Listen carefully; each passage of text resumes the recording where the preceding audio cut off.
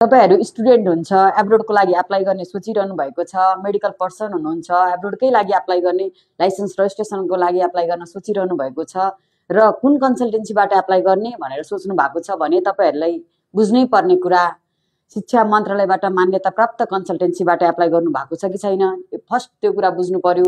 विगत कति वर्षदेखि यो क्षेत्रमा काम गरिरहेको छ, यसको फिडब्याकहरु कस्तो छ, त्यो सबै बुझेर मात्रै एप्लाई गर्नु होला। मान्यता प्राप्त कन्सल्टेन्सीबाट एप्लाई गरिरहनु भएको छैन भने पछाडी तपाईहरुलाई प्रब्लम हुन सक्छ।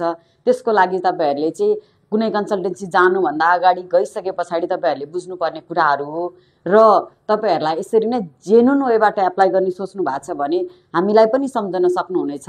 हामी टेक्मी अवे एजुकेसन कन्सल्टेन्सी विगत 12 वर्षदेखि शिक्षा मन्त्रालयबाट मान्यता प्राप्त भएर काम गरिरहेका छौं र तपाईहरुलाई कुनै पनि प्रोसेसहरुको बारेमा बुझ्नु छ भने, कुनै पनि एप्लाईहरु गर्नु छ भने चाहिँ एकचोटी हाम्रो कन्सल्टेन्सी भिजिट गर्नु भन्न चाहन्छु म। Thank you.